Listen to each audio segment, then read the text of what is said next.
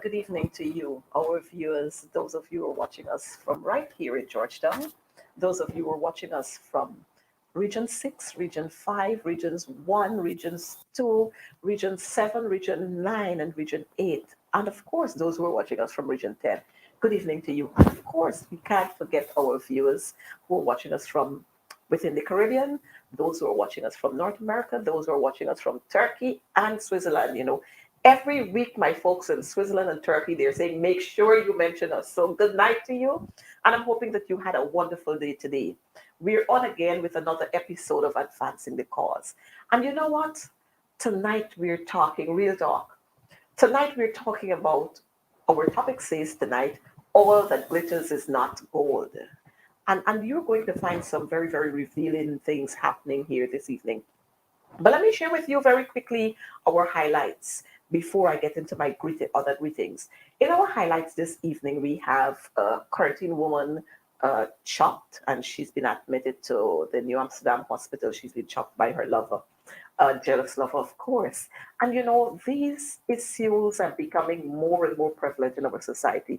And I'm wondering what is happening at the Ministry of Social Protection. What is happening there? What is Minister Vindi Prasad doing with all of these women who are being abused and brutalized by their partners? What is happening, as well as men who are being abused by their partners? What is happening? Why aren't we having an awareness drive to bring more consciousness what is happening in our society? Why aren't we having these kinds of conversations so that we can instill in our young men and our young women that abuse is not it, violence is not it. We can talk about issues when we have them.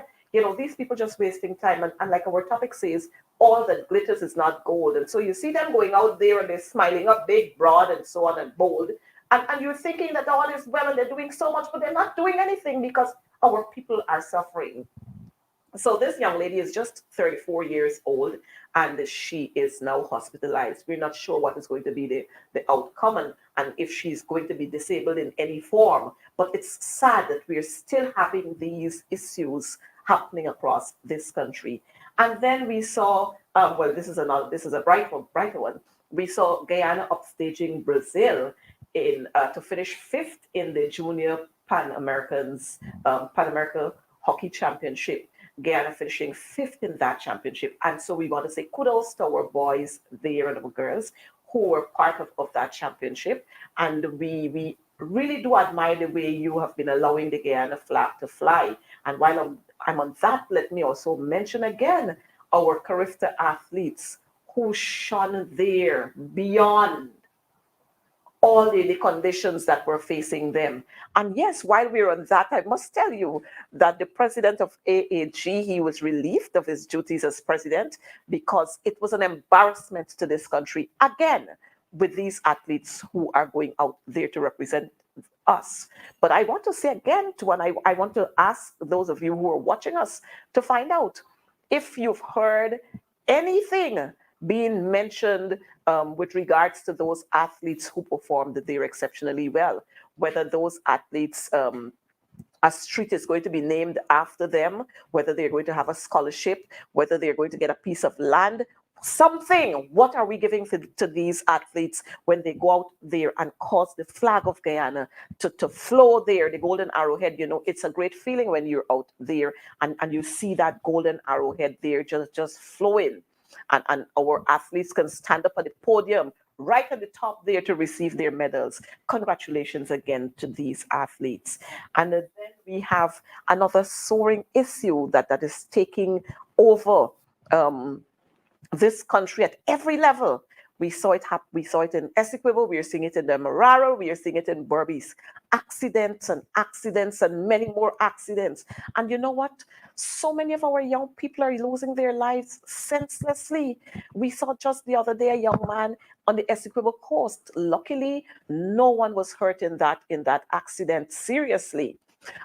We saw a presidential guard losing his life and about 4 others who were injured in that accident. We don't know what's going to happen with them after, but we saw this young 24-year-old man losing his life. And you know what? It is saying to us 2 things we are getting from this.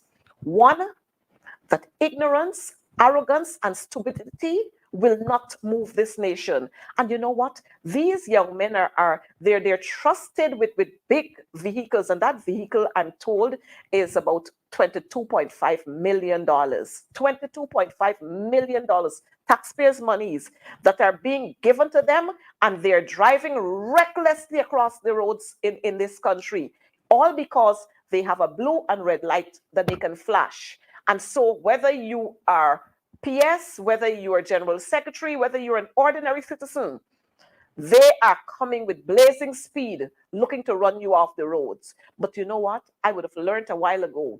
Speed thrills, but it kills. And so, while we are lamenting on this fact, I'm wondering, what is the president, installed or not? What is he saying about all of these things? Because recently we've seen lots of government vehicles being involved in accidents, including police vehicles, including vehicles of ministers, including vehicles of the presidential entourage. Why is it that this young man was trying to overtake a whole long line of vehicle? What rush was he in? He wasn't on duty. Well, I don't know if he was on duty and he probably got away and was hurrying back there. But at the end of the day, senselessly, lives are lost. And so parents are now left without a son. Sisters and brothers are left without a brother. Nieces and nephews are left without an uncle. It doesn't make sense. And so let's start making this make sense.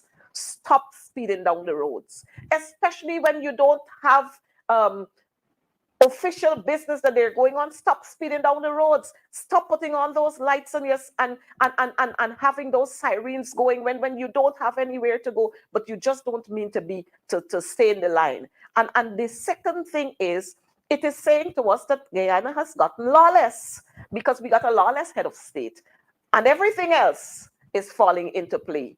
Well, we had one who's now occupying the seat of vice president, you know. And so we've got to stop this nonsense. People's lives are important, and we must instill that. The president must say to his entourage, and you know what? I remember long ago, we used to have very well trained drivers who were used to drive the presidents and the prime ministers and the head of the Guyana Defense Force and the head of the police force and so on.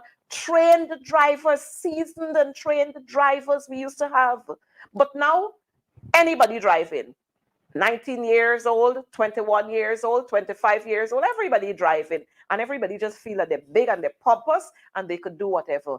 And the end result is loss of lives.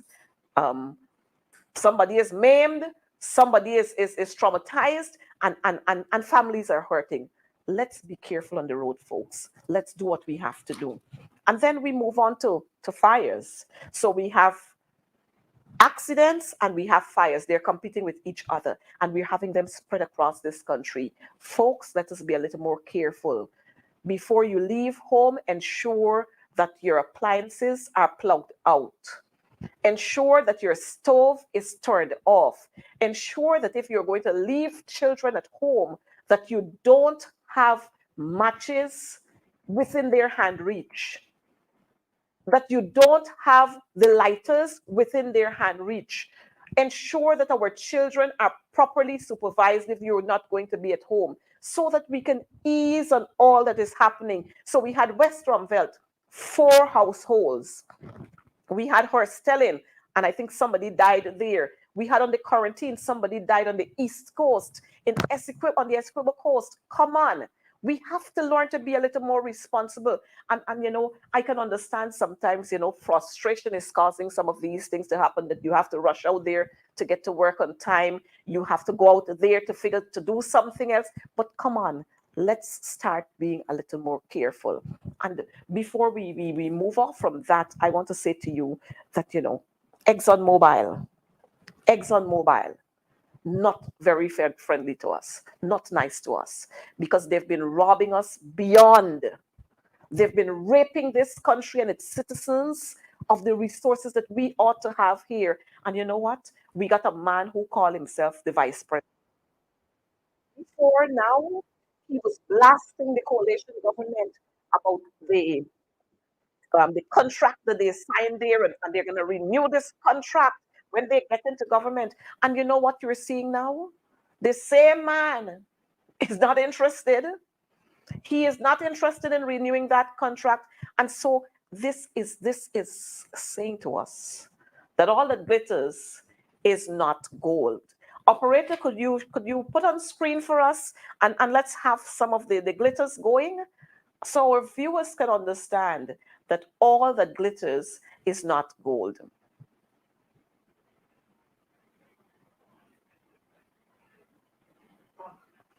You notice? We can't even offer a good smile. Yes, all that glitters is not gold. Mm-hmm. Well, I think when they thought they were surprising persons, they surprised themselves because, real die-hard loyal people don't jump ship.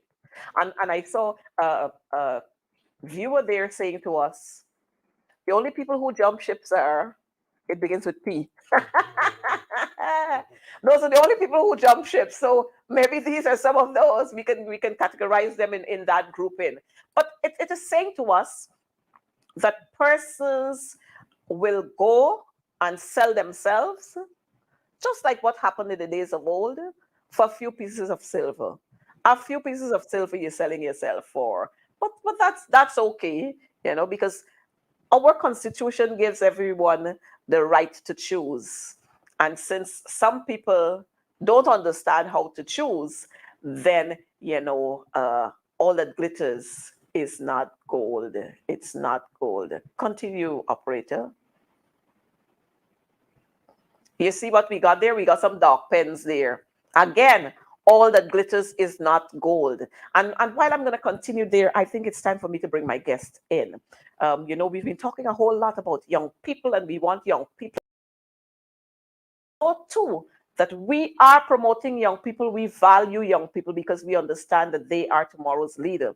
And so joining me on my program this evening is the president acting of the YSM, or the chairman acting of the YSM, Comrade Kibwe Copland. Welcome to another episode of Advancing the Cause. It's always good to have you here because, when other young people like yourself see you here, they are inclined to want to listen. They're inclined to want to be a part of what we do.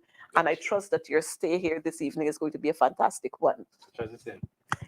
While I'm talking about all that glitters is not gold, you are going to be able to share with us that indeed all that glitters is not gold. But before we go into that conversation with you, I want us to look at this one here. Operator? Which one? We want to look at the one with Comrade Kemraj. Wrong the marrow 7 times and he didn't marry the girl. That's the guy I'm talking about. That's the guy who also indicated. Please, he saw the wedding, and the man collect a lot of millions in gifts. Now that there was no wedding, did he give back the gifts? That's the fellow we're talking about. That's the fellow who also indicated that 2 terms and then I will go and plant a farm. And then he arranged somebody to carry a matter to court so that he can run a term now. And you gonna believe a fellow like that? They ain't got no anybody else in the PPP that could be leader of the opposition? Wamton Nandalal, goat bitey? Operator, could we get that from the starting? Because I don't think our viewers got the full essence of what did they come. Remember he walked around the marrow 7 times and he didn't marry the girl? That's the guy I'm talking about. All that glitters is not gold. That's the guy we're talking about, the same guy who walked around the marrow and said he married the girl, but he didn't marry the girl really. Kibwe, your thoughts on that one? It wasn't a legal marriage. Basically. And these are the people who try to talk and preach to the coalition, to tell us what we can do. And they're not genuine in what they do. They only come out there with big, broad smiles. And like our topic is saying, all that glitters is not gold. Fake, a whole lot of fake people. We want to have the one with Comrade Trotman. Mr. Speaker, come here and try to lecture us after you've left that behemoth that has failed in Skelder. 200 million US. Just have the temerity to turn up here and give us $280 million that can't produce 1 kilowatt of power, and then you want to come here and lecture as if you were the world's greatest economist? How dare you come here to lecture us? Mr. Speaker, this honorable member is nothing but a doctor of doom, because if the people of Ghana were to hear him, they would know that he has nothing good to offer. The Skeldon is down because of him. The Burbage River Bridge, we are barely holding it up because of him. Every sector that you touch is down because of you. The National Insurance Scheme, the Marriott Hotel, Mr. Speaker, under his government. Just 7 years ago, we had become a pariah state, awash with drug money and corruption. There are people in this house who couldn't travel abroad. People in this house who couldn't travel abroad. And Mr. Speaker, now we're being told and lectured to. Who are the pharaohs who just showed up and tried to tell us how to run a country? No. Mr. Speaker, the opposition leader has to remember he is in the opposition, has to remain in the opposition. Don't come and lecture us about good governance. We will not be lectured by the leader of the opposition on good governance. Anybody else. I will take a lecture from Mr. Shearer. I'll take a lecture from Mr. Odinga Lumumba, but we will not take a lecture from you.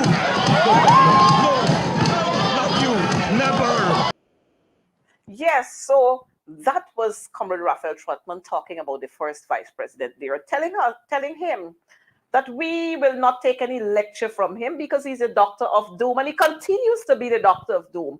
Every single project he has put his hand on, they have failed. You remember the cables? You remember Kibwe? You remember the cables? Yes. The fiber optic cables, when he walking along the seawall with the friends and the family and the favorites. And what happened with the cables? We hearing anything about it? A lot of things have been done. Well, what the PPP is very good at, and especially the vice president, they're good at painting walls, old walls, of course, making it look all neat and nice. But inside of those walls, there's nothing but chaos. And we've seen that in this country, and we continue to see that in this country. And they come out, like, for example, if you could, I don't want to rush to your topics into local government elections and nomination day, but you see a lot of painting pictures. You see people's persons in red jerseys. They didn't tell you that they paid them $10,000 or they use contract workers, come out and work and go wear red jerseys. We see them trying to paint a picture that they have a crowd, that they have a majority in Georgetown. He said it himself. Since 1957, they have never won Georgetown. They will not win Georgetown, even at this local government election in 2023. Georgetown is continuously and will be, the same goes for Linden, the same goes for New Amsterdam, the same goes for Bartico, will continue to continuously be the strongholds of the PNC, the APNU. Because what they're doing, what they're trying to show people is a picture that they have things under control. The only thing they have under control is corruption. It speaks for itself. Well, it's a couple of things they got under control. They got the drug shipment under control. They got corruption under control. Discrimination, when you talk about that, it's widespread. Correct. As we're going on this, we talk about we're going to jump right into what happened on nominations day.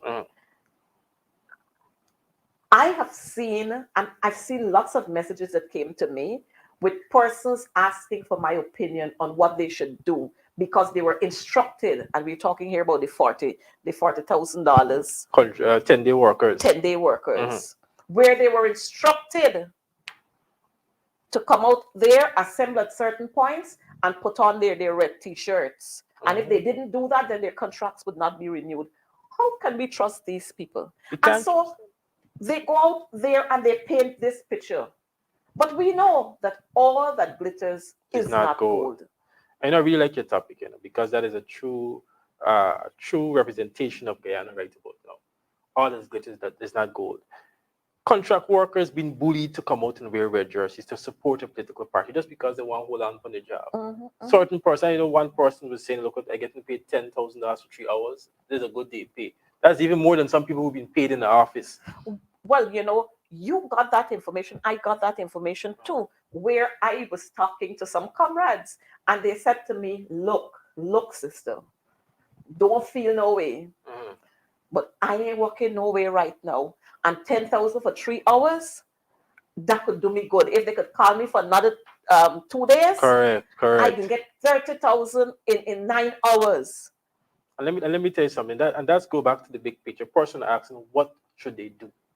Now, local government elections will not be won by all these pictures that people are seeing. Not be won by this big crowd that is here nomination day. Local government elections will be won in the constituencies from 1 to 15, and all the NDCs. So all this gimmick and all this charade that they've seen on social media that they're trying to blind person or to encourage person that the PP has things under control is nothing but a political gimmick. But you know, one of the things that I've noticed that I took careful note of, operator, let's hold on those pictures. One of the things that I took careful note of was the fact that they are painting a picture to say, look how many Afro Guyanese are with us. You know, and they want the world to see that lots of Afro Guyanese are with them. But if you were to throw those Afro Guyanese into a pot with the PPP supporters, they would just be a little dot. A little dot. Outside of that, we could have counted with our fingers the amount of, and we're not being racist here in any way, the amount of Indo-Guyanese who were on those bands. So that was a careful play out. It was a careful act that was put on Cultural Center stage. And you know how they like to put on the acts on Cultural Center stage. Why couldn't we see a mixture? Because we know the People's Progressive Party, the majority of their supporters are East Indians. That is correct. Why couldn't we see a mixture of the people who were supporting them? Because what we saw was a representation of the public sector, which they bullied to come out on the road. And the public sector, as you would know, is a large following of the APNU. They bully people to come on the road. They bully people to show. I know the PP is known for trucking in people. Now they're paying people. Now they're giving persons jobs so they can hold them as ransom for when they want to use them. That is so true. That is the sad reality. And the sad thing about it is that people say, you know what, we want the jobs. It is temporary. The thing is that before they would have got into power, however, installed, etc., 2020, there's this talk about 50,000 jobs. When they got into power, instead of giving 50,000 permanent jobs, they give you temporary jobs. Yep. Then they didn't tell the person with the temporary jobs, you might gotta go wear a PVP jersey and go out and protest sometimes. You might have to do this or else you would lose your job. There are so many conditions, the fine print. They did not even give them a fine print. They said, come and get the jobs. Yep. That is how they manipulate people in this country, and that's not as far as they would want to go. It has far more to be stressed. You know what I've seen too? I've seen some women on the road, on the parapets, picking up papers, picking up plastic bottles and so on. Now, the time you're taking to employ these women for 10 days, why can't you put in place a structured system so that these women would be employed all the time? See, the intention is not to employ people all the time. The intentions are, temporary means that, you're on a string. I don't believe that this government has permanent intentions for the betterment of people of Guyana. I believe that they just want to kerfuffle people, as we'd say it, or manipulate people to get their interests, and of course to serve just a few. They clique or their small circle of friends or family. That's what they've been doing all the time. They utilize the majority at ransom. They give them temporary stuff. They give them handouts, 25,000, 10,000 once and far. They're not teaching anybody in this country how to fish. They basically give you just enough to get by until they can give you another time again. They're making us dependent. So at some point in time, people will feel like, well, without the PPP, we can't do anything because they're the one who's give you bread on a Sunday. They're the one who give us supper on a Wednesday. So they're not making anybody independent. And that is what we're talking against. You should not allow persons to give you handouts. This country is blooming with oil. You know what I saw today? The men on mission, they were awarded $50 million to do all kind of, or $500 million, something like that. But you know what was given to Linden? $500,000 for their tongue week. $500,000 for their tongue week. So here it is. For a particular stall or for the entire tongue week? For the entire activities that it will comprise the tongue week. $500,000. I mean, I don't know where is Onage Waldron's head. And we understand that Afro-Guyanese in the party is just a matter of window dressing. They have no particular say. And we see that from the Prime Minister right down. That is correct. That is correct. You remember when Hugh Todd, Hmm. when he went there to talk about when he signed on with Taiwan. And then you see the it was a full flip and it was pulled back because then he didn't realize that he didn't have that authority. And sometimes it's very sad. And I want to go back to the $500,000 for Tongue Week. Tongue Week of all events. Linden, of course, it is known for being a stronghold of the APNU. Linden, which the PPP is continuously going in and say, look, we want to make Linden a better place. We want to develop Linden. They want to do all these things for Linden. But you will give such a celebration that is known, that has been there for how many years? $500,000 to run their activity. 500,000. And I'm sure they're persons. I know of their people, one individual who's been given far more than that to do something that is not so meaningful for an entire town. This is the kind of discrimination and victimization that tongues are getting just because they support another party, just because you're lying to the APNU. That is the problem that we're talking about. When you see people are afraid to talk because they're afraid of losing their jobs. There's situations whereby entertainers have been blacklisted and can't do work just because they're in a blacklist book. These are the issues that people are dealing with in this country. And then because the government, they have the government apparatus, they have the medias, they control these institutions. So they paint this picture to the outer world, and for those who are just sitting on their computer on the cell phones, that everything is all good. One Guyana, and we see this and we see this development. But when you go into the communities and you talk to the people one-on-one, you understand, and that is how effective our boots on the ground program is with our leader of the opposition with a putsch. When you go on the ground in the communities, then you hear the cries of people. People are fed up, people are tired, but they're also scared because you know what? They want to work. This government is not a fair government. This government will do whatever it takes just to seize control over you and your family and your communities. And that is a sad thing. Again, all that glitters is not gold. I am seeing the president of this country, the installed president of this country, talking about importing labor. They're bringing people from somewhere else to work. I mean, no, when we got hundreds of university graduates who are unemployed. You know that whole thing with importing labor. When the first time I saw it, I was analyzing. They said to import labor is when you don't have enough labor, or if you don't have the skilled labor of a particular kind.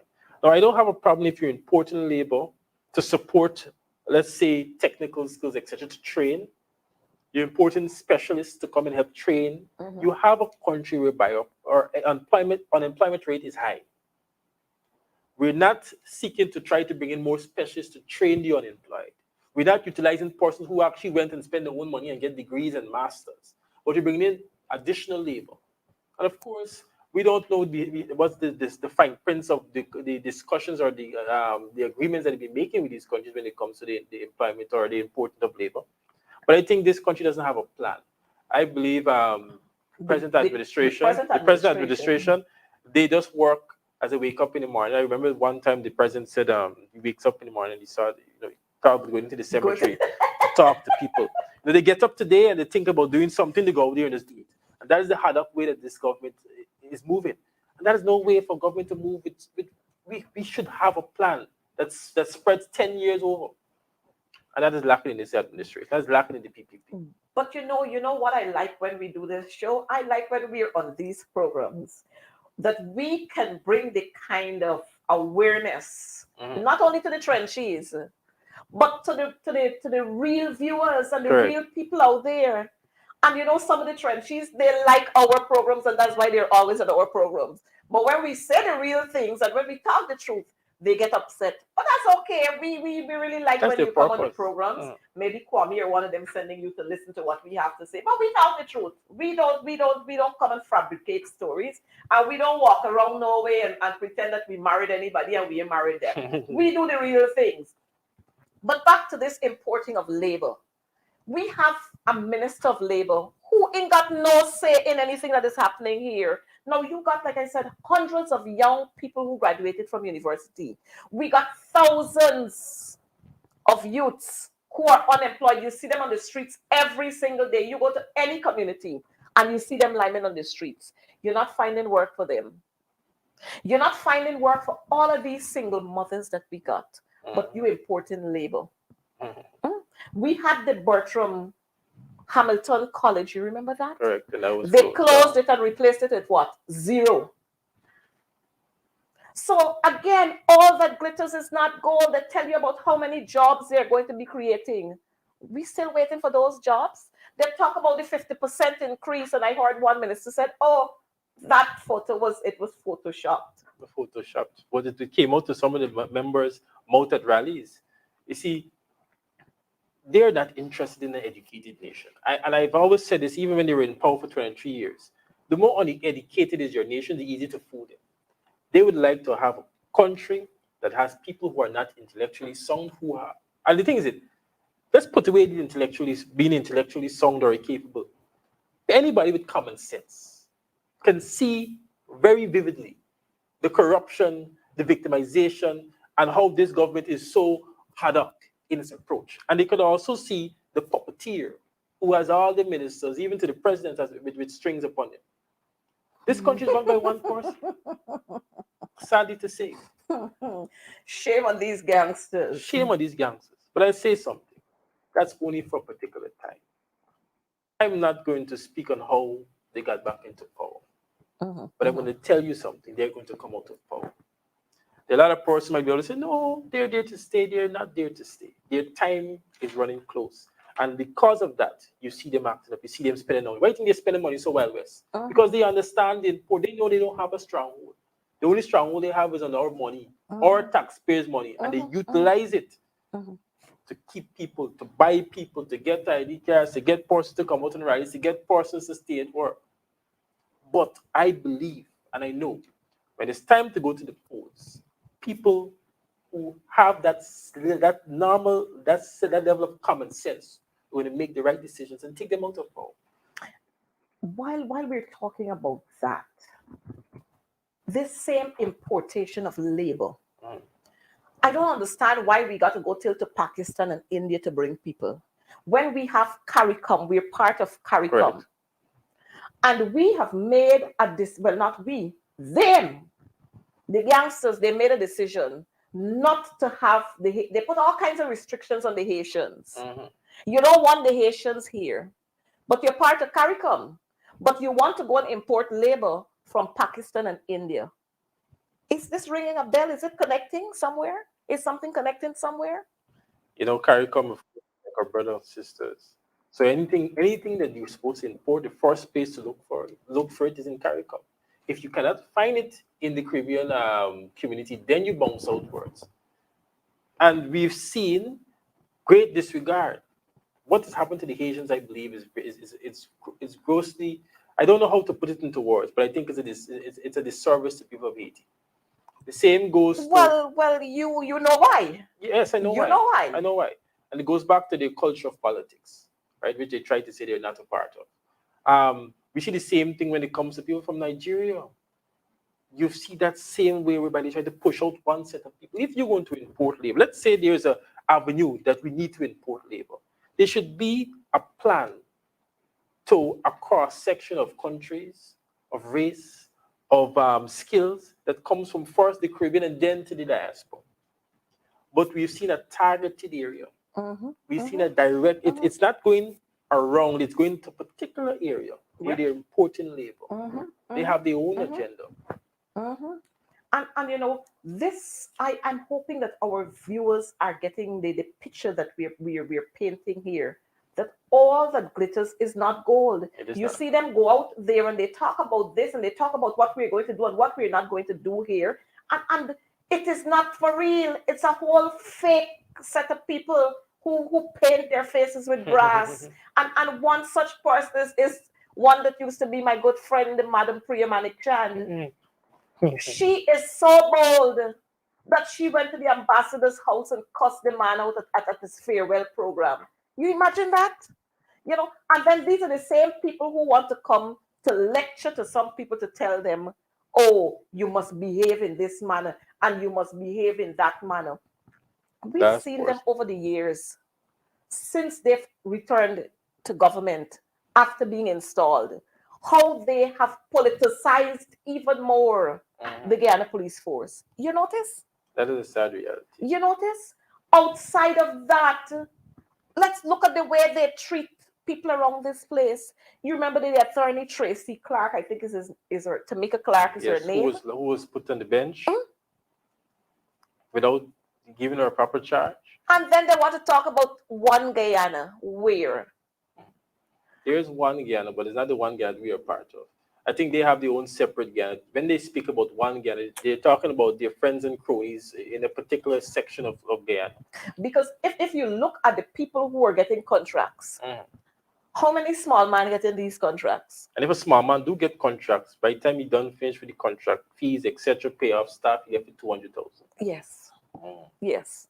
Because you know what? He got to go and rent a machine from here and Because he rent a has machine none. from there. And who he renting it from? The big boys. Correct.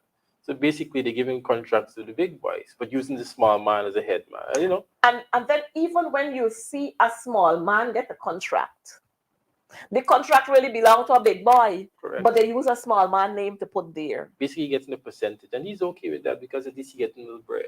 But that is what we have to speak against. And then again, who it's not being it's I've seen contracts given to people who have never done anything. Let's just look back. I saw a picture that you showed with these dog houses that they're giving persons for Operator, $5 could you million. put that up for us? Because we missed that one. We need to talk about those dog pens that we have there. I can't believe that you create. Before you go there, are we supposed to understand that we are going back into slavery? Because these look like them lodges. Huh? These small houses. Yeah. Operator, you have them there for us again. Just put them up there for us. These look like them houses that they want to put slaves in. Correct. Look at those things. They slant on one side. They got a stairway. I don't know, operator, if you can show us the three stairs that they got, the three steps that they got down there. I don't know how a granny climbing up there. Now, when I first saw the picture, I said to myself, I even saw one person put a wood so they could climb up onto the stairs because the stairs is too high for them to even step up on. Like, I'm trying to ask myself, what's the criteria for the contractor who got that contract? Is that a home that they're giving to people? Or is it they're setting up a space for a particular movie that they want to demolish it? It's very disturbing of what people give, what this government is giving people and say they're giving us a good life. They say they care about people, but you give us such homes. When people hear a turnkey, people thinking about a livable place that I don't have to go and do any modifications. The most I might have to do is put in certain amenities that the government would not come with a government contract. But you at least want to have a good step that a grandmother could walk up. You want to have windows whereby breeze could come into. It must have enough space that even if I have 2 children, 3 children, at least a family of 5 can live comfortable. These are the things that this administration and even the contractors, wherever they found these contractors, never thought about. They just say, you know what, we get money, we can put up some of those shacks. I feel this is modern day shacks. Instead of zinc, we're using concrete. Modern day shacks, we call it. But this shack here that you're putting up here, the people who lived in Mocha at Cane View in Mocha, their homes were better than these. And they bulldoze it. And they bulldoze even them. though their homes were nowhere in the way of the road that was built, that they're building. Guyana can't be a real place. All Yes, and I'm glitters. seeing viewers saying that is the dog pen. Is a dog pen. And I mean, imagine Guyana, the new Dubai of the Caribbean. Look what we're presenting. So you see, they have this kind of capitalist kind of behavior because they're going to create luxury for the few and even for foreigners to come and enjoy.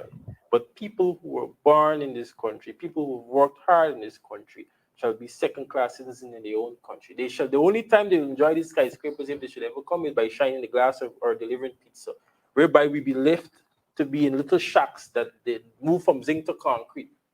This is what is happening in this country. Well, you're so right on that one. Because I just saw today where a patron, a customer was complaining that he went to Pegasus and he waited there for Yes, I almost saw that 2 as well. hours, I think, before he could have been served. As a matter of fact, he sat at the table, nobody looked at him, but they were serving the expatriates. And when it did come to his table, they put down the menu card. menu. The table was full of dust and so on, and they left him for 15 minutes, then they returned. And so what you're saying there is exactly right. If we look at these hotels that are being built, constructed, and are operating, Wagyu, whatever it name. Mhm. How many of us can go there to order $70,000 steak? So it's not, those hotels are not built to accommodate us. That is We true. can't carry our families there when it's a vacation, when it's Christmas or Easter. We can't carry them there for dinner. So it means that in our very own country, we are cast aside in That our is true. very own country. I know people don't get us wrong. We're not against luxury. We're not against foreigners coming and enjoy the wealth of our Oh country. no. What we're against is whereby we are working hard in this country. We are making the sacrifices in this country. If anything should happen to this country, we're the first persons to be hit hard by it. Mhm. We can't benefit from it. Our country is one of the highest, what should I say, or one of the highest growing economies in the Caribbean, Mhm. Latin America, According to them, in the world, the in fifth, the I world. think. But our salaries are still below the Mhm. increases of our economy, of our GDP. Yep. Mhm. Money going up. Mhm. The country is rich, but the people are poor. We are still suffering. The cost for groceries is still high. They say they raised the salaries, but the threshold remains the same. So just like a few 5,000 or 6,000 extra added to your salary. Mhm. And when you do go to the supermarket, you realize that it's nothing but a little chick change to buy sweetie and candy. Because VAT collecting plenty of it. VAT The collecting it. same people who implemented VAT, the same people who criticized the coalition. And it's I always find it funny when they try to criticize the coalition about VAT. When they were the process who actually established it, the 16%. We lowered it to 14%. 14. And we're working, of course, to lower it more than 14%. They are ridiculous. They say All that glitters is not it is gold. not gold. It's not All gold. that glitters is not gold. I saw today and I was amazed again, where I saw the Marriott. Well, not today, but I saw the Marriott up for sale and so on. I Yes, think up for yesterday sale. I saw a US citizen who bought it for 65 million or 65, whatever, 65 something. But Marriott making a profit. Mhm. And Marriott is up for sale. Gaisuko ain't doing nothing. They're pumping billions into Gaisuko, but they're keeping Gaisuko. But I tell you what, this government intends to privatize this country, where we had a lot of public institutions headed by the state. Their intention is to privatize it. And many of the times when they privatize it, they have their hands in the private Yep. business, right? They Like get the the whole Berbice River drawback. Bridge. Correct. So it's all about how they can put it into a private person's hands or a private person by extension their hands, so they can manipulate and control it.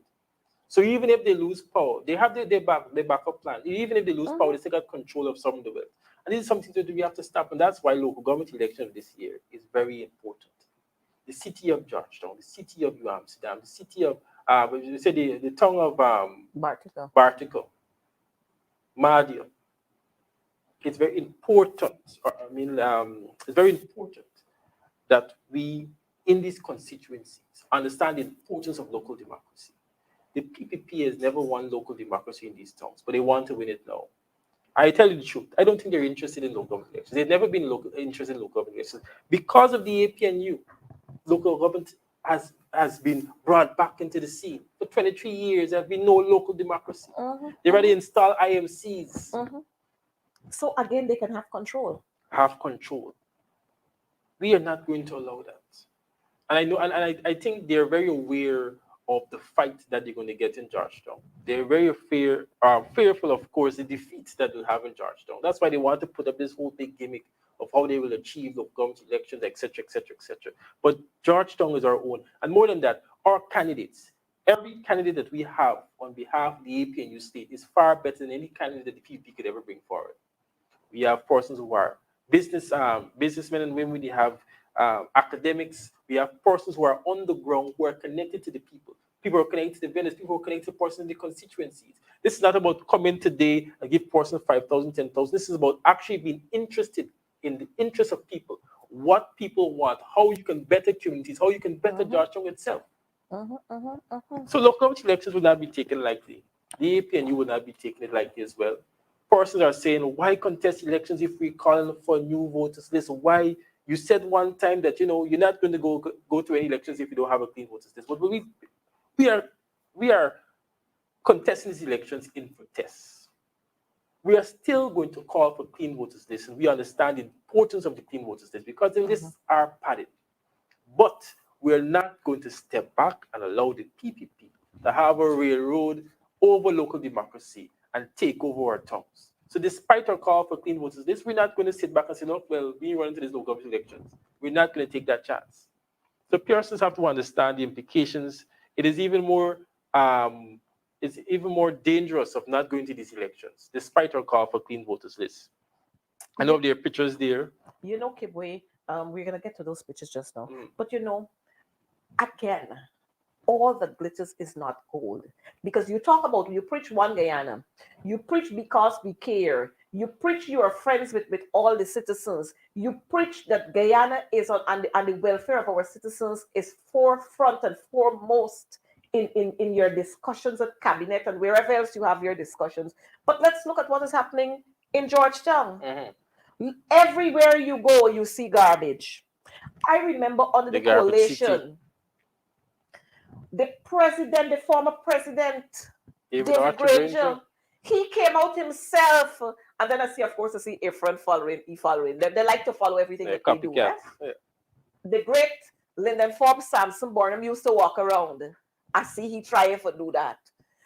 Follow pattern. They talk about the building of roads, and I have to mention these things every time. They're talking about building roads, but they forget that it was LFS Burnham who got paved roads, what do you call the roads, from Corriverton to the Linden Highway. Which is how much years? 30 to 40 years. The Quarantine Highway. The Demerara Harbor Bridge, even though it has outlived its time, it's still functioning. And roads that they would have established only 2 years ago, they gotta be patching every 5 years. They don't break up already. Shows their incompetence. And you know, again, all that glitters is not gold. All they know to do is to duck in gold water and come out and get them shining. Carpo. And when you get down to the nitty-gritty of it, it's fake. Look at what is happening in Linden. And you talk about your care. All the people that you got parading and you're showing, oh, look what we have in Linden. Look how many people coming out. Those same people suffering. You got them suffering in Linden. You jump into the community of Mucka. You break down those people's homes. And yet you're going there to say, look what we're going to do when we're running for place in the NDC. I mean, these people could be for real. These gangsters could be for real. You know, viewers, I hope that you're taking note of what we're saying and that you're going to come out there in your numbers and vote solidly, because these people, they don't have your interest at heart. They don't have the interest of your children and your grandchildren to come at heart. And so you've got to be able to stand up and pave that way for your children and your grandchildren. Let me remind you, your foreparents came here and they paved the way for you. Whether they came as slaves or indentured laborers, they paved the way for you. But the PPP, they're not about you. The PPP want to enslave you, and we're not going to allow that. Again, let's look at what is happening in Bartica. Let's look at what is happening in New Amsterdam. Imagine they built a bridge outside of the town of New Amsterdam, when one would want to think that since you have a town, you would want to have the attraction there at the town. So you put a bridge there that people can go into the town.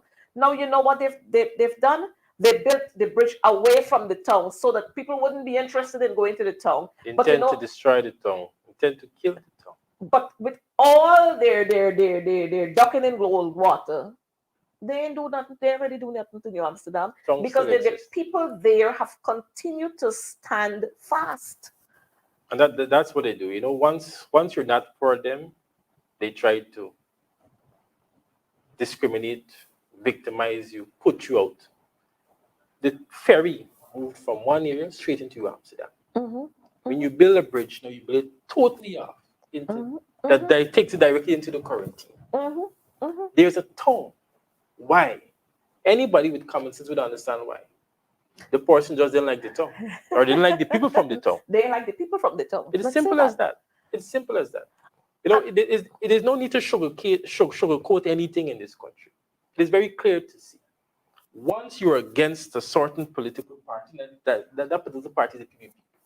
Because when the AP and UAFC was in power, we have never discriminated because of your affiliation to political party. We've never discriminated because of your ethnic background, your social status, your education. We've never discriminated. And that shows you can go back from 2015 to 2020 and you can see the fairness when it comes to our distribution of resources, when it comes to how we deal with people, when it comes to how we shape our policies.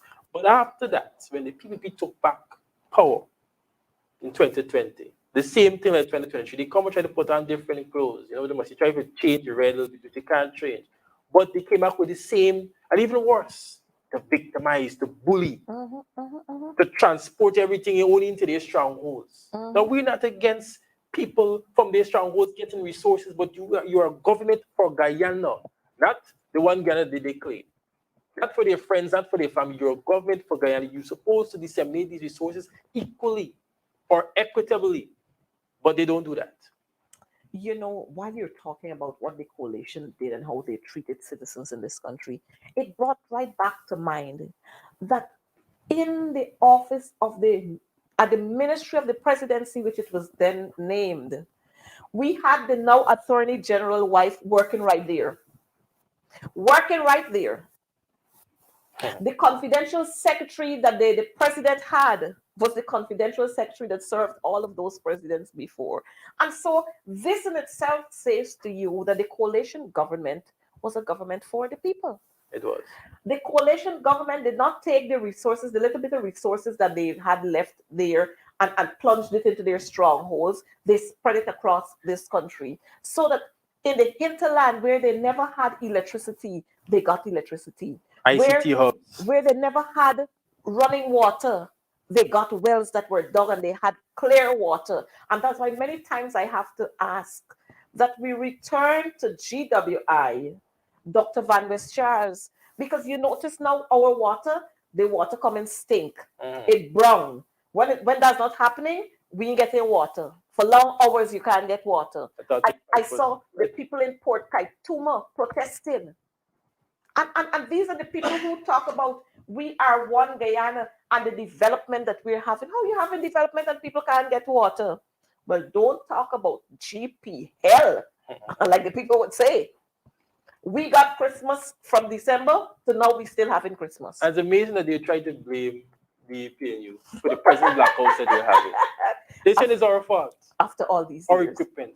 But when we were there, we had less blackouts. Now you take over, now you're saying it's the PNU fault. But you know what I find funny is the fact that from you count all the budgets that we would have had from then to now. Under the PPP, from 2020, we had the largest budgets. And, of course, we had supplementaries. But that's what I'm saying. All the budgets that we would have had, plus the supplementaries, and in every single one of them, Ministry of Public Works, where GPL falls under, they always had monies allocated to them. Correct. And more monies to buy generators, monies to service, monies, and still we can't have smooth flow of electricity. I wonder if they're buying generators or GPL for people. Because I'm not too sure where they're buying material, where they're buying this equipment for, because it's not serving the purpose. But I wonder sometimes, as a matter of fact, I was saying just the other day that I think some of the people at GWI, they're taking our monies and they're building fancy mansions with them, because I passed in Prospect Housing Scheme there and I saw two big fancy mansions going up at the same time on a double lot or a triple lot. I see them going up there.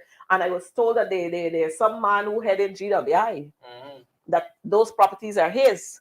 And you know, it is disgusting. Over the last 3 months, GWI would have sent me 3 bills. One for $33,000, one for $30,000 something, and just the other day I got one for $39,000 something over the last 3 months. I ain't got a wash bay. I wash once per week, and that's on Sunday. And even if I do 2 loads of clothing, it can't carry my bill up 4 Sundays in a month. It can't carry my bill to $30,000. And you know, when I went into them, they tell me, oh, they're seeing this is what is registered on the meter. Mind you, I ain't got no water meter. But this is what is registered on the meter. So I invited them to come and check for the water meter and show me it. And if they show me it, I paid triple the amount that they're charging me for the month. They can't find it up to now, you know.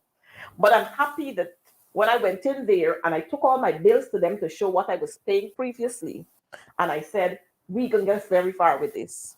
My bill was adjusted. As a matter of fact, they owe me right now. Because I paid, no, I paid the 33,000, I paid that one. And I didn't pay it, like I said. You know, men don't like embarrassment. So he paid that bill. Because I didn't pay it. As a matter of fact, when the guy came about 3 weeks ago or somewhere, then he came with this concerning the $30,000. So we had a 33 and a 30. When he came, he said he came to disconnect my water. So I told him straight. I said, you disconnect it now. A minute and a half or two after, I'll put it on. I'll reconnect it. You disconnect it. And that is when I had him walk the entire front of my yard to show me where is the water meter.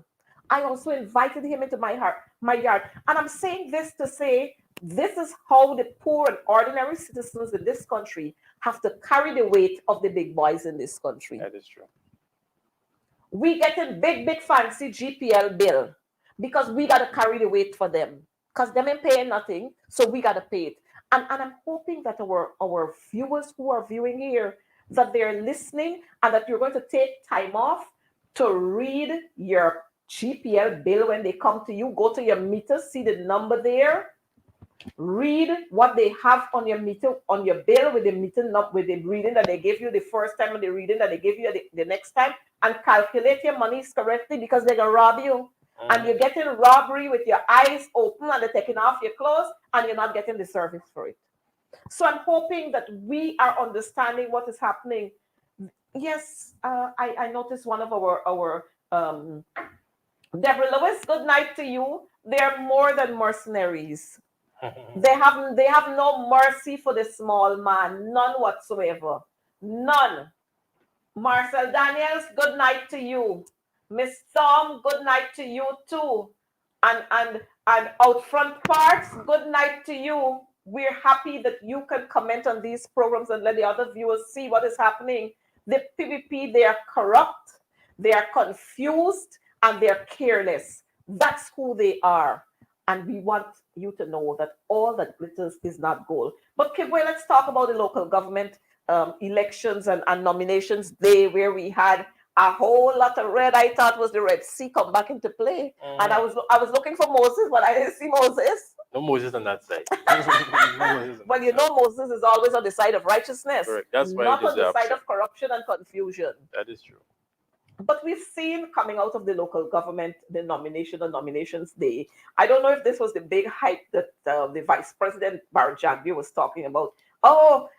Some big people in the APNU, AFC, they've crossed and they're with them and so on.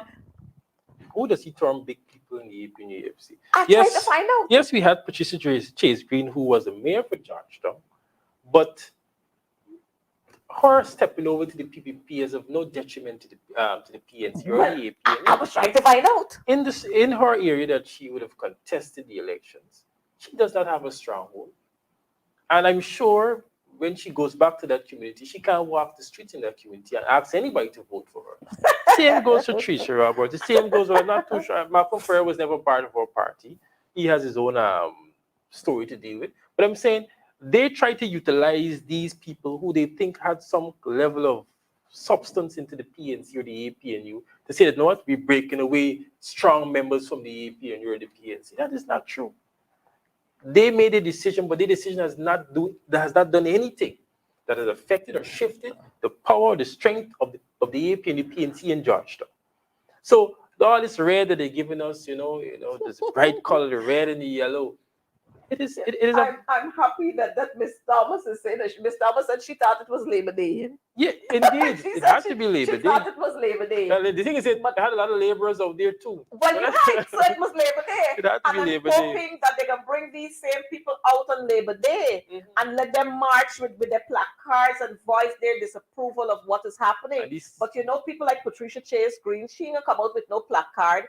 Even though she's struggling in the part we should live in, she ain't gonna come out with no placard to talk about it because their eyes are blinded. They're gullible as with, far as with, they're concerned. with some. Well, look, they're trying to do all sorts of things to diminish us, to pull us down. But every time they go to pay those who they had to pay to put on them green, them red jerseys is what they pay with. Not two green, Two greenies. two green jerseys. Two green Two green jerseys. just they had to pay. So Two no green matter how jerseys. much they run from the green, The green they is get there. right there in their faces. And I like to tell both viewers something. Local government elections is going to be won in the communities. Don't worry with all this that you see in nomination day, this whole gimmick and all these people in the red and the red sea without Moses. Forget about all of that. In the communities, people in the constituencies will vote solidly and strong for the APNU. The APNU. I am sure about that because I've been on the ground. And our work will continue. All of our councillors are people who are experienced, who are connected to people on the ground, who hold strong to the move by our leader of the opposition and leader of the PNCR, the chairman of APNU. The boots should be on the ground. Unless you're connected, unless you're meeting with the people day by day, knocking on doors, sharing your comments, listen to their comments, listen to the issues, and having that kind of consultation in the communities, you're not doing political work. It's not about showing up on a day and showing a set of red or throwing money in people's faces. That would not solve your problem. It might buy you some drinks or some beers tomorrow. It might buy you a little food for a week or not even a whole week, might for a day or for a few friends. But if you want real development, if you want to have a council or even a country that will actually put forward policy that will better your life in the long run, make sure that you don't just get handouts, but you get scholarships, that you get real contracts, that you get opportunities that is not only sidelined to some people, to some supporters, or to some friends or families. If you want to have that level of equity whereby the poor shall be raised up to a certain standard whereby they can say we have enough. If you want to be able to walk into even a Chinese store, because the thing is that at first people run to the Chinese supermarket because they get the cheapest stuff. Now you can't even afford the stuff in the Chinese supermarket. No. It's extremely high. If you want to have a country whereby people can live comfortable, at least have things to eat, at least have a place to live, sleep comfortably, you're not worrying with what you're doing tomorrow, you have to vote for the EPNU. Well, of course, and as we talk about the day, what day it was? What day Monday was? The 18th, The 17th. 17th. That day was changed. May 1st was changed to the 17th. But you know what? Like I saw one of our viewers saying, maybe Pat Green think they're gonna bring back the parking meter business, but not hey. It ain't coming back here. Poorly implemented. It ain't coming back here. So them monies that they collected from the parking meter people, if she thinks she can implement that and here again, it ain't gonna come because for one, I can tell you, they can get no people paying to park in front of schools. Them teachers ain't gonna pay to park in front of the schools where they work in. And the thing is So that it will fail again. the parking meter situation is that their parking meters are across the world. But these people believe it not. You should just force things into people. Force things on people. If you're Yes. going to implement anything in any country, once you're doing things, remember when you elected as an official, you're not the boss. You're a servant to the people. That is what you are, and you should always consult with the people. This is something we want to bring to Guyana. What would be the terms? Can we bring it now? And going back to the day,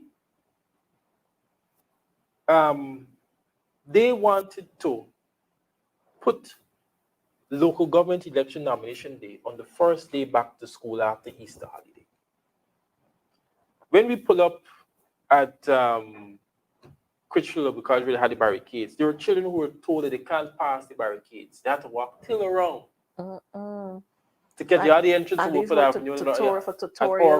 Tutorial children had to go to Urban Street. They didn't drop off and they had to walk to Urban, or maybe catch a bus to go to Urban Street and walk in. Also, the time is switched. One time is 1 o'clock, next time is 8, next time is 10. While the people all in attempt to say, you know what, the AP does have a stronghold. We understand our stronghold. We're strong. We don't have to show the numbers in nomination. They will show the numbers in votes. And on that day, E-Day, on the 12th of June, you will see the strength of the APNU. You see the strength of Georgetown. And you will understand as well that people are tired. People are fed up. Don't worry about all this gimmick that they're showing, all these nice window dressing and painting on walls that are old. You will see after the voting has been ended at 6 p.m. on the 12th, on the June the 12th, where the people? Well, I'm reading the comments there, and I'm cracking up with laugh. one viewer is saying it's a good thing we have LEG so we can see all the traitorers. They're now joining Alibaba and the endless thief. That's a good one. That's a good one. You know, and I'm happy that our viewers are understanding what is happening. I noticed one of my friends from New York is saying hi to us. Good night to you, and we're happy that you were there. So you're going to spread the word because you know what? I know the handcuffs gonna be coming down.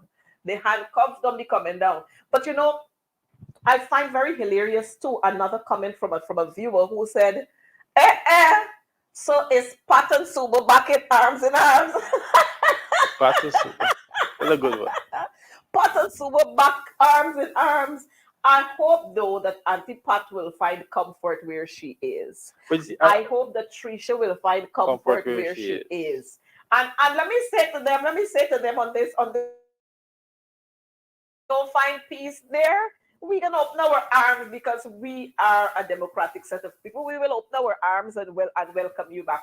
And you know, it's amazing. I remember Trisha, you know. This was the girl who used to be walking up and down behind Mr. Joseph Harmon. Yes. This was the girl. But all that glitters is not gold. You see, Jan, you're right to collect your babies and hold up your babies. And if you notice, this is what they do all the time. They try to get into communities where they can see a couple of black people and they come and they hug them up. And if they got a baby, they hold up the baby and all kind of thing. All kind of fake things they're doing. But people have recognized that all that glitters is not gold. And y'all can do how much you want. But there's a time when you would not be able to do it. And our supporters and citizens on a whole across this country, they're understanding because even their supporters are complaining. Even their supporters who are not in the 3Fs, they are complaining. Because once they're not part of it, I saw a young man complaining just yesterday. He was on video talking about his Eiffel estate, I think it was, he was complaining about, that they're putting up a whole lot of fake things and lots of monies they're pumping there. But the people who are claiming that they're planting the cane, they're not planting any cane. And he was asking that the monies be given to the small farmers so that they can plant the cane and the cane can be bought from them and nothing is happening. And these people just come out here all the time. Yes, the PPP are bandits, Deborah, real big time bandits. They are the sanctimonious gangsters, the PPP. All of them in the PPP, not one of them you won't spare.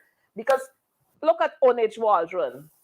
Onage Waldron was so bold, the girl pick up the Bible, Kibwe, and swear that she's not a U.S. citizen. Hold the Bible and took that oath when she knew fully well that she had double citizenship. Huh?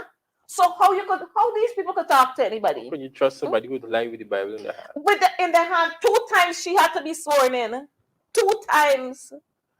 I mean, these people ain't easy. They're not. These people ain't easy. They're not. Imagine there was a certain one. I know she's always get vexed with me.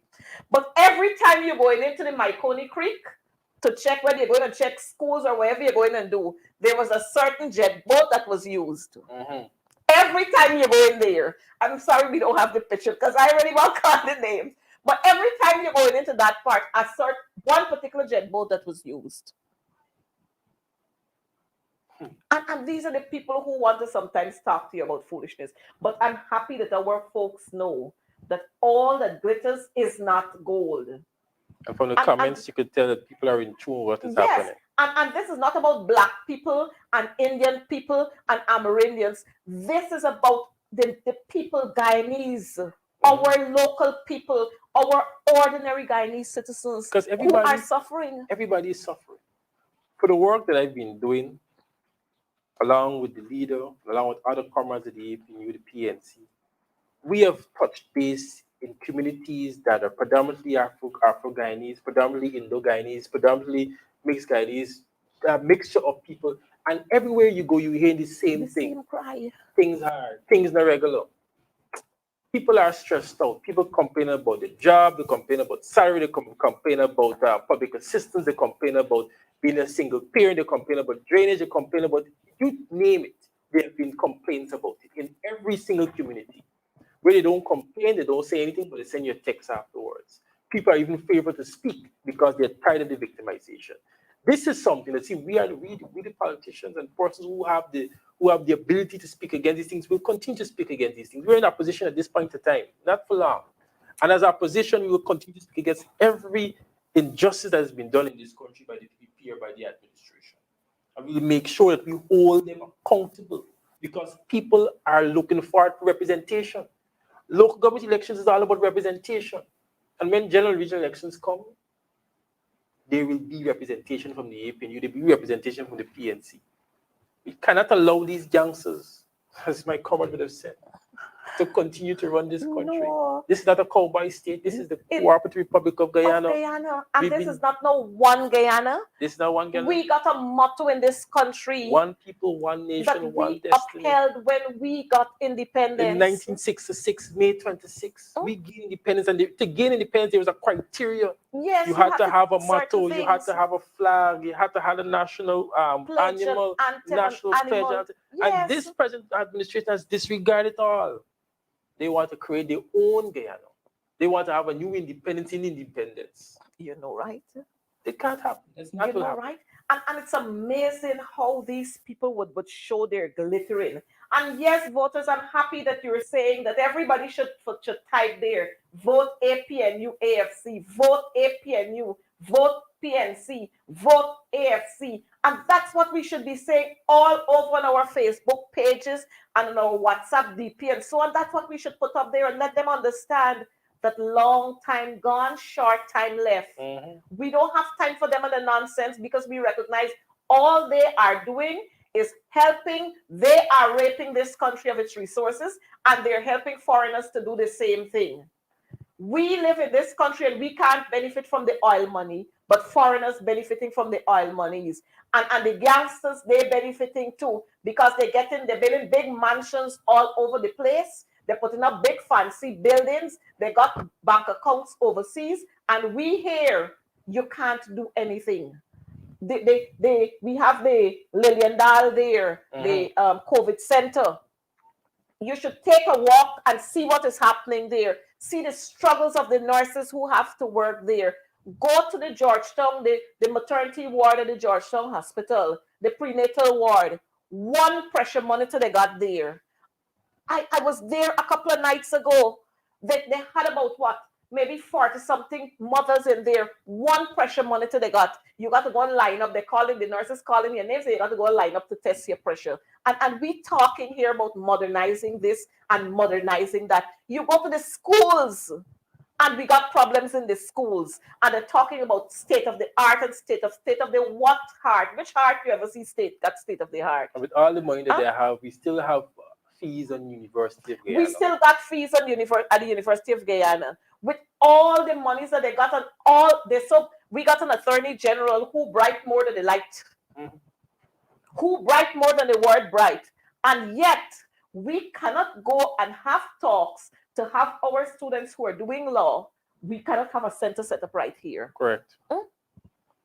That our children have to go to Trinidad. Parents have to put monies together to send their children to Trinidad and to maintain them when they go there. And when they give scholarships, they only give it to certain caliber. To certain people. As a matter of fact, when the list, I remember when there was a list came out, Darren Wade, his name was taken off. I remember another young lady, she was Afro-Guyanese, but her father is East Indian, so her name was Passad. When they saw the young lady, pop, the young lady name came off of the list. And these are the people who talk about one Guyana. So I really don't understand what's this one Guyana mantra that they're going around the place with. And so viewers, all that glitters is not gold. But Kibwe, I noticed that you are one of the persons who's running you're a candidate for one of the constituencies. Tell us some of what is happening in your constituency there. What are some of the issues that they're having there, and how do we plan to work on improving that? So I'm running for constituency 14. Constituency 14, of course, is South Bromville Park, Somerville Gardens, Roxanne, Barnum, Rasville, Container City, that area. Okay. And it's one of the largest constituencies in Georgetown. And anyone who lives in South knows that once the rain falls, the place Oh, is flooded. jeez. Right, I see that they're doing some works as well, and they're widening the road, etc. But I don't know if they're actually looking at the drainage aspect, That's one of the issues that we because have. many of the times when you widen the road and you don't have a strategic plan towards the drainage, you're going to cause even more flooding. Even more. And South has been known to be a canal when rain has got to smile at floods, much as when you have heavy rainfall. In that community, of course, we look as a it's deemed a residential area. There are a lot of cries by persons in the community. Persons, of course, are tired of just talk. Um, there is a large level of persons who are in the public sector. There are persons who speak about, and the drainage is one of the main issues, especially for persons who are doing business, because the community itself is being built. Right about now, you can see a large amount of small businesses in the area. There's supermarkets. I think about like 4 or 5 supermarkets in that area. That's in the south area. We have with Rasville, of course. Rasville community itself needs major development. Rasville has been forgotten. It needs major development. Street lights also is another thing that is very important for that community. We are the sister, you could say, the neighbors of North, which we call Constituency 12. So sometimes there's also crossover, right? But what we want to have with these communities, basically, we want to have much dialogue with the people, right? There's no one person who has the overall perception of what should happen for the community, what the community needs. Okay. So one of the things that we're doing at constituency and the work, after nomination day, the work we've been doing work beforehand. Even after nomination day, after our candidates have been confirmed, we take a campaign full-fledged, and our aim is to touch on every door. It's not about just talking. It's not about social media. It's not about just talking on a podium. This is about actually meeting people where they are, meeting young people at the ball fields. It's about getting out there and touching and meeting persons on the ground. And that's our policy from the AP and the policy from the PNC, boots on the ground. We must meet people in the community. We're a community-based party. We're a small man's party. And we're not saying we're not for the middle class or the higher class, but we must meet persons who are actually suffering, persons who are in need of representation, who are in need of support, who are in need of resources. So our campaign, of course, is going to be in that level. It's going to be one that's community-based, that is people's based, that is going to be very connected to the community. So anything that we've done, any policy that we want to put forward, any initiative that we want to put forward will be echoed from the community members themselves. These are things that they would have said, what I think this would be best. After good analysis, after good dialogue, we'll put forward these policies. But our aim, of course, is to maintain order, our communities, of course, that people are part of decision making, communities whereby people feel safe, that children can have good recreational facilities, safe spaces, not have to worry about crime, whereby there's good street lights, there's good drainages, there is, for example, good garbage collection. It must be a community that is conducive for living and, of course, for growth. For growth, whether it be in entrepreneurship, whether it be for persons who are intellectually inclined, persons who just got a skill, and also for seniors who just want to lay back and enjoy, their old age, comfort and they're safe. It must be a community that are viewers who are living in that span there. We want to encourage you to cast your votes and to vote for this young man who's got a lot of potentials. He has lots of ideas that he would want to share with you. And together, you all are going to work to make Constituency 14 one of the best in this country, one of the best in Georgetown. And in every other constituency, we are going to ensure that that same plan is carried across the board. I know our time is running away from us, but viewers, we want to thank you so much for being here with us.